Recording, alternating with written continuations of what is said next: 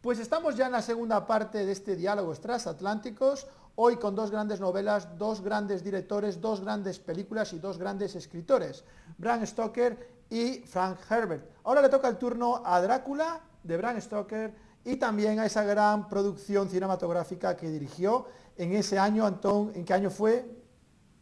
Pues la película fue dirigida en el año 1992, es Por, decir, 6 años después de la película de David Lynch. por Frank Perdón, 8 años, no 6, 8 años. por Coppola, el gran director norteamericano, que se hartó de hacer obras maestras, y no sé si esta será todavía hoy, después de un visionado pues actual, ¿no?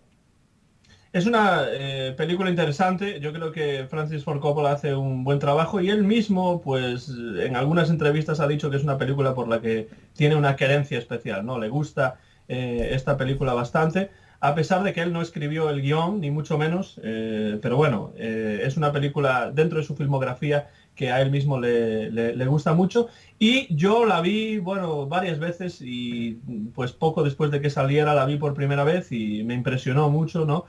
Y ahora la segunda vez que la vi, pues ya me impresionó un poco menos, pero ya hablaremos de eso dentro de unos momentos.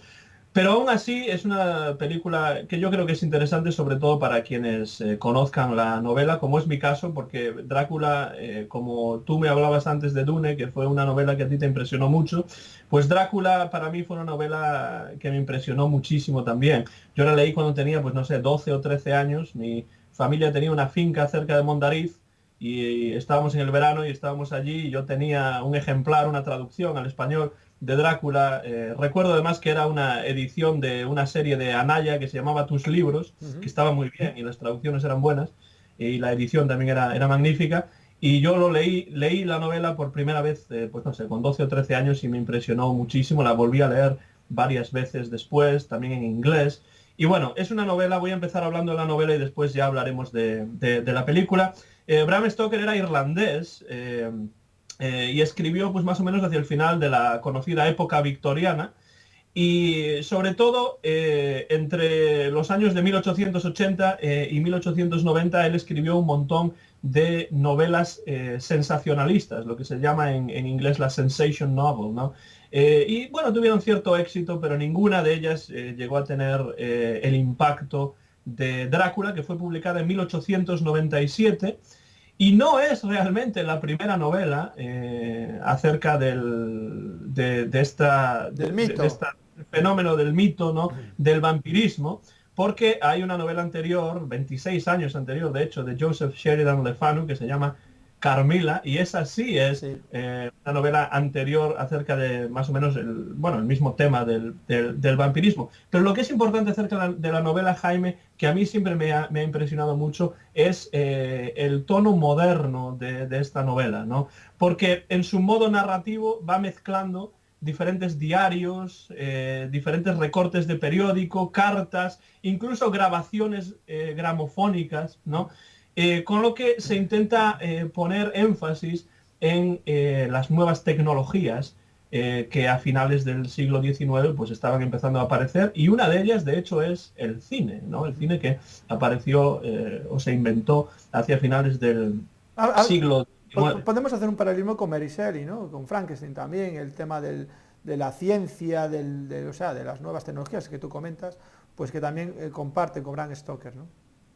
Sí, en la época victoriana pues hay bastantes novelas en el siglo XIX inglés de este estilo, pues que van explorando el impacto de la ciencia o van incorporando estos elementos científicos no solamente a sus historias o a sus narraciones, sino al modo en el que estas historias se van narrando. Entonces, en el caso de Drácula, tenemos todos estos elementos de diferente índole y que tienen diferentes procedencias y todos estos elementos se van uniendo como si fuese un collage, como si fuese un puzzle y van pues hilvanando de esta manera la narración de esta novela. Cuando la novela salió en 1897, la crítica aplaudió la novela de Stoker, pero el éxito popular de la novela no fue inmediato. De hecho, Bram Stoker no ganó demasiado dinero con esta novela, a pesar de que es realmente la única novela por la que lo recordamos. En su momento no tuvo el éxito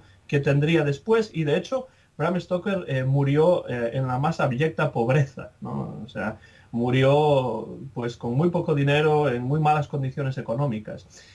Murió, de hecho, en el año 1912 y 10 años después la película Nosferatu de Murnau, pues adaptó de alguna manera la historia de Drácula al cine por primera vez y a partir de ahí la novela empezó a ganar en popularidad, pero ya demasiado tarde como para que Bram Stoker pudiese disfrutar de esa popularidad. Quienes sí disfrutaron fueron pues su viuda y sus herederos, ¿no? Pero no el propio Bram Stoker. Bueno, digamos, Jaime, que el éxito de Drácula tuvo mucho que ver con sus adaptaciones teatrales y también con sus adaptaciones cinematográficas, ¿no? Que empezaron a partir de los años 20 del siglo pasado, ¿no? Y la primera es, sin ninguna duda, Nosferatu, del año 1922, de Murnau, el director alemán. Es una película muda, por supuesto, y el propio Francis Ford Coppola dice que es la versión de Drácula que a él más le gusta. Lo que Y personalmente también a mí es la que más me gusta, sinceramente, no te voy a Y mentir. yo diría lo mismo también, Jaime. A mí es la versión de Drácula que más me gusta, a pesar de, por supuesto, las limitaciones técnicas que una película de los años 20 puede tener. Es una película que a mí me parece excelente y que, bueno, vista hoy en día, sigue teniendo un efecto, pues, Escalofriante, claro. sí, muy moderno incluso diría, ¿no? Pero bueno, después Murnau es uno de estos directores del expresionismo alemán que, bueno, es también una de estas personas que tienen una idea en la cabeza y la van llevando Acaba. siempre a término y a buen puerto, ¿no? Esto sí, lo que es interesante es que la película de Murnau, Nosferatu, está supuestamente basada, bueno, supuestamente, sin duda, basada en la novela de Drácula, pero no le da ningún crédito, es decir, no dice que está basada en la novela de Drácula y entonces los herederos de Bram Stoker demandaron a Murnau y de hecho ganaron el juicio, pues porque, claro, en cierto modo era un caso de Plagio, plagio, ¿no? plagio total.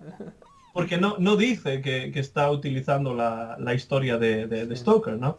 Pero bueno, además de algunas adaptaciones al cine que se perdieron, creo que hubo una en Hungría, hubo una en la Unión Soviética también, de las que no tenemos ninguna copia que haya sobrevivido. Llegando al año 1931, ahí tenemos, yo creo, también una de las mejores adaptaciones de Drácula que se han hecho, que es la de Todd Browning, con Bela Lugosi, ¿no? Como Conde Drácula, que, bueno, es un verdadero icono de la historia del cine de Hollywood del siglo XX, ¿no? Y Bela Lugosi, que lo podemos ver en una película también, bueno, que es bastante autobiográfica, que es Ed Wood, que seguro la conocéis, Sí, sí. que cuenta un poco que fueron el final real de Lugosi, en el sentido heroinómano, ¿no? Que se había transformado en una persona realmente pues olvidada, un personaje olvidado dentro del mundo de Hollywood, y realmente tuvo un final bastante triste, ¿no, Antón? Sí, para mí siempre ha sido, bueno, un actor que se ha quedado encasillado por haber hecho este papel de Drácula, pero que a mí siempre es un actor que me ha gustado, especialmente haciendo este papel de Drácula, aunque su filmografía es larguísima. Ujú. Y bueno, también es una de las adaptaciones de Drácula que yo más recuerdo. Está basada esta versión del 31 en la obra teatral que los herederos de Bram Stoker ahora sí aprobaron. Y curiosamente, Jaime, durante el día se grababa esta película, se rodaba esta película con Bela Lugosi y durante la noche, utilizando los mismos decorados, se grababa o se rodaba una versión en español para el mercado mexicano. Sí, no con Bela Lugosi, que yo sepa, pero sí con otros actores hispanos, ¿no? Pero utilizando exactamente los O sea, mismos una decorados. producción paralela, ¿no? Para ambos mercados. Exacto, más que superproducción es una biproducción, ¿no? Porque una versión original en inglés y después por la noche, O sea, se rodaba la versión en español. Y por supuesto, bueno, luego hay muchas otras versiones, como las de la Universal, con Lon Chaney Jr., con John Carradine también, que hizo un buen papel como Drácula. Y después hay versiones de la Hammer hombre, también, con Christopher Lee. te lo tenía aquí apuntado. La Hammer tenía que aparecer porque ya sabemos que esta productora inglesa, porque era inglesa, mucha gente piensa que es norteamericana, ¿no? Pues realmente hizo remasterización tras remasterización tras vuelta de tuerca al mito de Drácula y todo lo que pudieran llevar por delante, ¿no? En relación a los míticos monstruos pues del cine, ¿no? Y casi todas ellas, en el caso de Drácula, con la participación del gran Christopher Lee, que es uno de los iconos como Drácula a lo largo del siglo XX. Bueno, perdón, Tom, es curioso, ¿no? creo que es importante por remarcar que la gente también le eche un ojo a estas producciones de la Hammer, porque les da la verdad es que son muy interesantes y le da un giro de tuerca bastante interesante, ¿no? Entonces, tampoco lo podemos olvidar que, aunque no sean grandes superproducciones, pues es una parte más de la historia de Drácula en este caso, ¿no? Lo que está claro, Jaime, es que el mito del vampirismo y de los vampiros ha estado presente en el cine desde el principio de la historia de este medio artístico. Y las películas de la Hammer, pues, como tú dices, no se centran solamente en una adaptación de la novela original de Bram Stoker, sino que después tienen pues un montón de secuelas diferentes, como tú dices, versiones diferentes con el personaje de Drácula. Ha habido tantas versiones y adaptaciones a lo largo de la historia que incluso los españoles Paul Nasky y Jesús Franco incluso llegaron a hacer versiones con muy pocos medios. Y Paul Nasky pues, fue reconocido a nivel internacional también, Anton. Quiero decir, no fue simplemente un actor que hizo películas de este tipo aquí en España y simplemente se quedó aquí. No, a nivel internacional incluso fue más reconocido que a nivel nacional, ¿no? Yo conozco a unos amigos estadounidenses que están interesados en la filmografía de Paul Nasky, ¿no? Sí. Pero bueno, esto nos lleva ya al año 1992, cuando Francis Ford Coppola se interesa en hacer una versión propia y diferente de Drácula, cosa que no es fácil porque en esos momentos ya había muchísimas versiones diferentes que se habían hecho, y Coppola tiene interés en hacer una versión que, bueno, no sea exactamente igual, sino que se aleje un poco de las convenciones que normalmente existían en lo que se refería a adaptaciones de Drácula. Y fue a través de Winona Ryder que fue quien le trajo el proyecto, le puso el proyecto sobre su mesa, el guión de James V. Hart, que bueno, es un guión interesante, ya lo diremos dentro de un momento, pero también en esta película no se escatimó el gasto, ¿no? Porque tenemos un reparto con actores de reconocida fama, no solamente Winona Ryder, que tiene un papel principal, sino Gary Oldman como Drácula, ¿no? Sir Anthony Hopkins como Van Helsing. Después tenemos a Keanu Reeves también como Jonathan Harker, que tuvo un montón de críticas negativas. A su interpretación. Anton, podemos decir que tampoco es un actor excelso, quiero decir que, bueno, yo personalmente a mí no me gusta mucho, ¿no? Entonces, pero bueno, Gary Oldman creo que lleva mucho el peso de la película, pero bueno, eso lo comentaremos más adelante, Anton. Bueno, nunca ha sido tampoco uno de mis actores favoritos. Creo de todos modos que estas críticas tan duras que recibió son un poco exageradas. Sí, por supuesto. Haga un papel tan horrible. E incluso el cantante, Tom Waits, aparece en la película, en el papel del loco Rem. Hablando de cantantes, me olvidé decir antes en la película de Dune que sale Sting también, ¿no? O sea, que hoy va también de cantantes, ¿no? Un cameo ahí de Sting. Sí. Bueno, el guión, como decía, el guión que es de James V. Hart, lo que me gusta del guión es que intenta reflejar cinematográficamente la modernidad de la novela y esa mezcla de fuentes y tecnologías, ¿no? Algo que no es fácil de conseguir en una película, ¿no? Porque, bueno, vemos cartas y entonces en algún momento se ve en la pantalla pues la escritura de una carta, también, por ejemplo, una grabación pues fonográfica. Vemos que uno de los personajes está pues grabando su propia voz en no un magnetófono, sino en un gramófono. Y bueno, creo que lo hace bastante bien el guión, esto de reflejar estas nuevas tecnologías que a finales del siglo XIX estaban empezando a funcionar, y una de ellas es el cine. Hay algún momento en el que esta película se convierte un poco en una película metacinematográfica, ¿no? Porque nos encontramos de los personajes viendo una película dentro de la película, ¿no? Y eso creo que está muy bien hecho. Lo que ya no está, en mi opinión, no ha sobrevivido también al paso del tiempo son los efectos especiales, ¿no, Jaime? Sí, bueno, pero bueno, de todos modos, sí, de acuerdo. Pero yo tampoco creo que Coppola pues quisiese utilizar efectos especiales sofisticados para la época, ¿no? Creo que jugó más a la insinuación, a las sombras, al decorado cuanto más natural, mejor. O sea, un poco pues tirar por lo tradicional. Entonces creo que este tipo de películas, el paso del tiempo, lo soporta todavía peor que las películas hechas con grandes presupuestos y grandes efectos especiales. Sin duda, Jaime. Además, en este caso, lo que es interesante es que el propio Francis Ford Coppola lo hizo a propósito.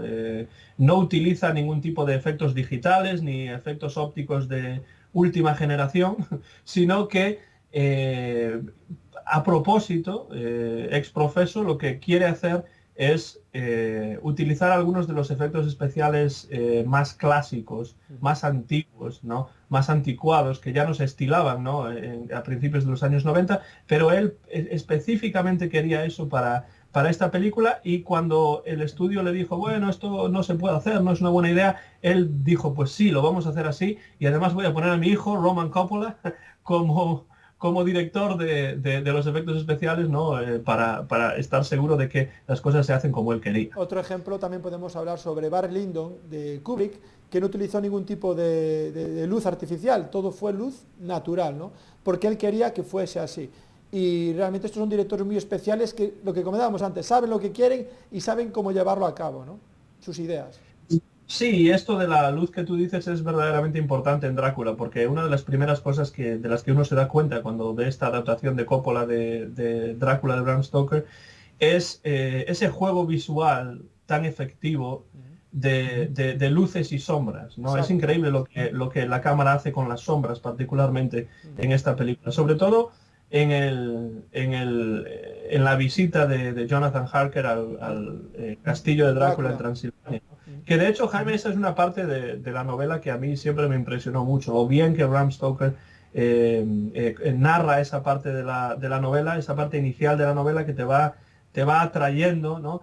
Y además lo hace de una manera muy efectiva con el uso pues de, de- de la oscuridad y la luz, incluso en la versión literaria de esta novela, que después, cuando se adapta al cine, pues Coppola también hace un trabajo excelente bueno, de claro oscuro, ¿no? Un poco como el claro oscuro de la pintura está muy bien utilizado Sí, aquí sí. en la gran pantalla, ¿no?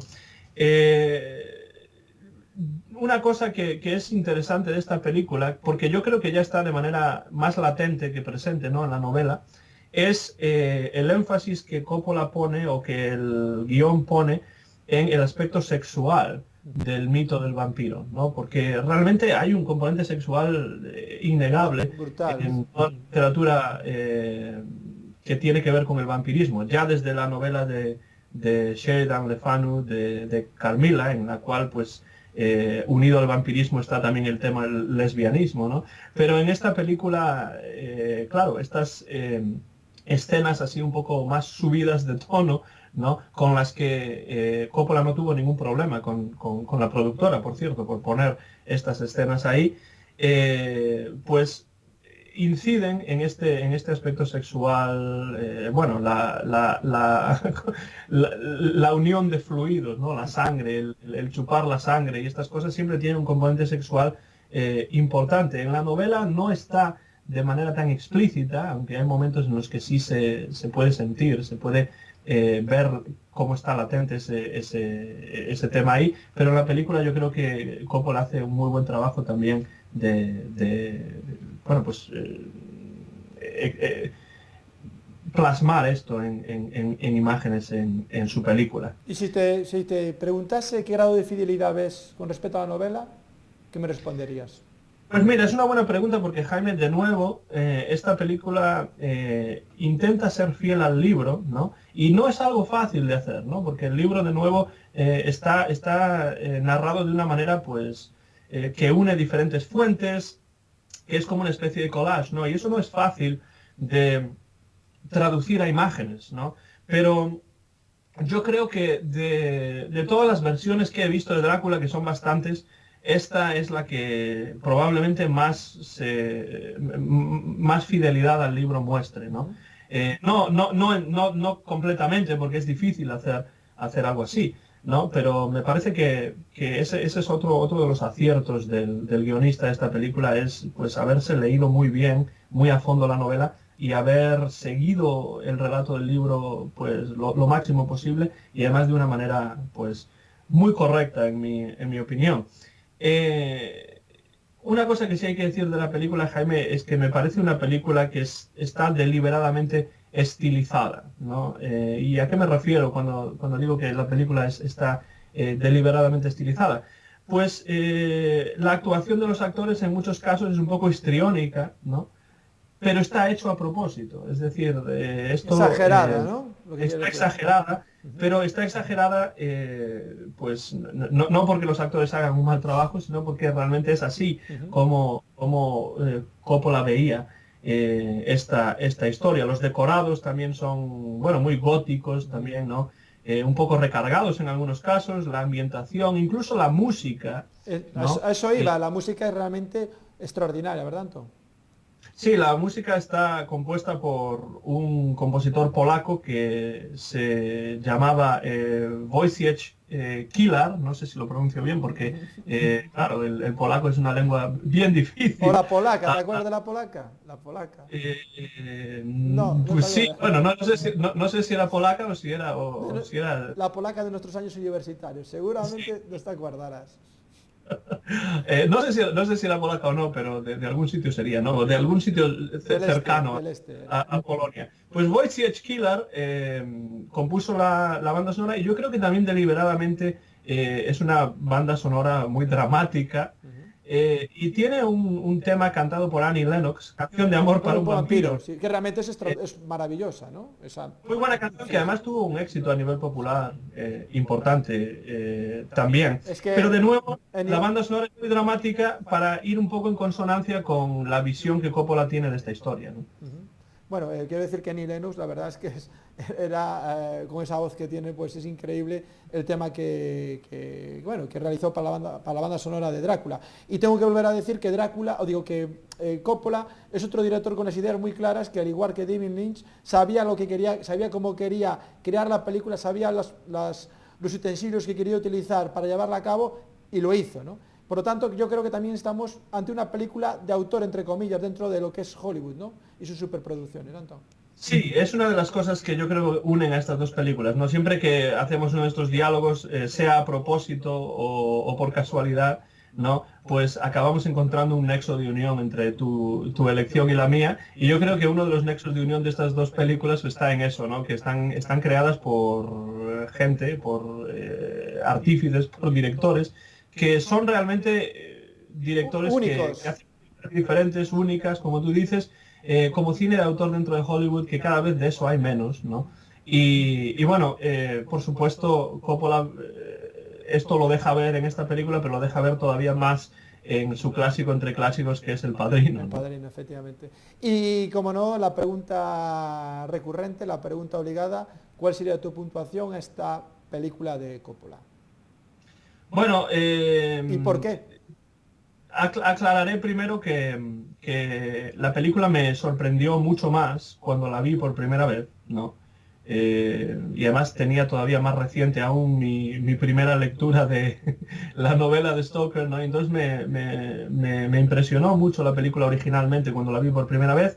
Luego la vi más veces a lo largo de los años y esta última vez viéndola ya con un ojo crítico para preparar, ¿no? Mis notas esta charla contigo, Jaime, pues eh, me impresionó un poco menos, Pero ¿no? también, ¿sabes qué creo que puede ser? Que ahora tienes más con qué comparar, o sea, tienes otro bagaje y tienes otro nivel en el sentido de hasta dónde llegar. Entonces las comparas con otras películas que has visto y como ya no te puede sorprender igual y el nivel que exiges es todavía mayor, ¿no? Que el que habías...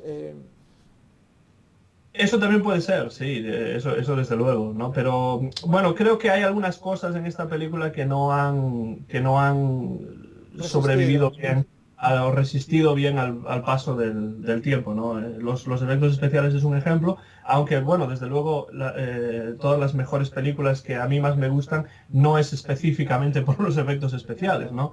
Pero bueno, Es una parte de la película también importante, es ¿no? una parte de la película, sobre todo teniendo en cuenta que es este tipo de película, ¿no? En la cual los efectos especiales pues tienen Y, una importancia. y otra cosa importante que estamos en un lenguaje visual, que los efectos especiales es muy importante, ¿vale? Como, entonces hay que darle el valor que tiene, que si una película que nos necesita, por eso tienen que valorarse en su justa medida, ¿no?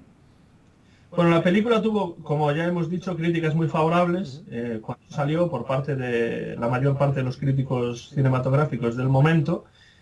A Keanu Reeves le fueron encima un poco, se quemaron un poco con él, ¿no? Como se suele decir, y el propio Francis Ford Coppola llegó a decir, bueno, pasado el tiempo, que la elección de Keanu Reeves tuvo más que ver con su apariencia física que con sus dotes como actor, pero él lo decía porque, bueno, para el papel que tiene Keanu Reeves, pues a él le parece que era una buena elección. Y yo la verdad es que no estoy en desacuerdo con Coppola en esto.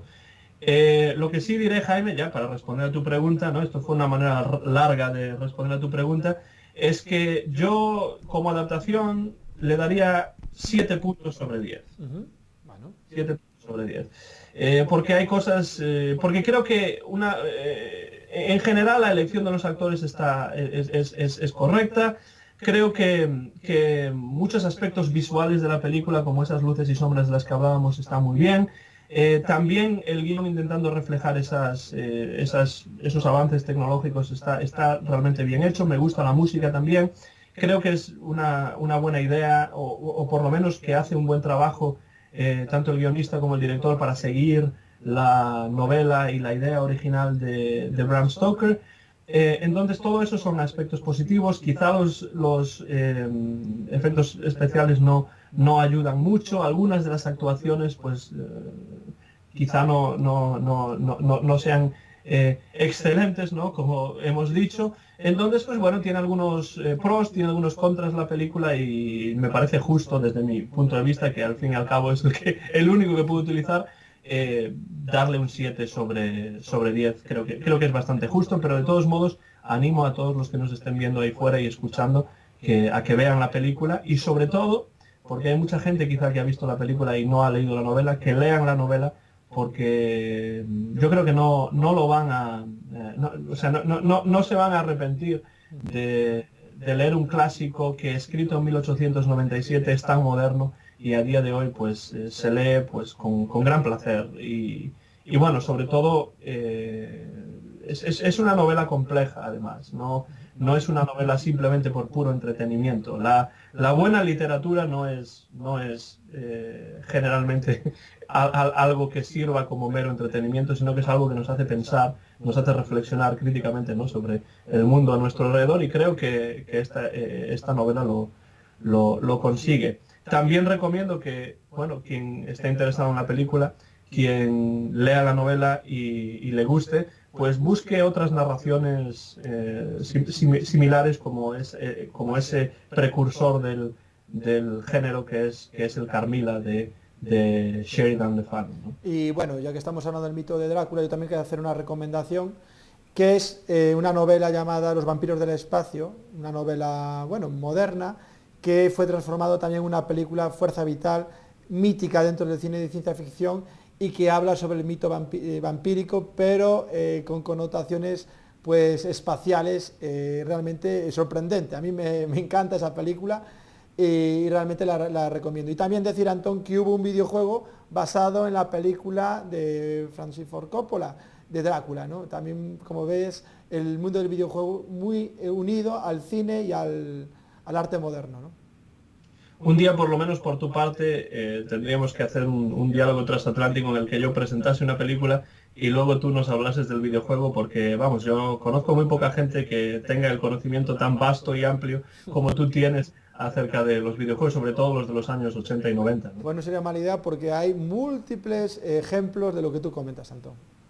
Y ya que estamos de recomendaciones, pues recomendemos también, Jaime, ya que nos gusta tanto a ti como a mí tanto, pues la visión también del clásico de 1922 de Murnau, Por que es, supuesto.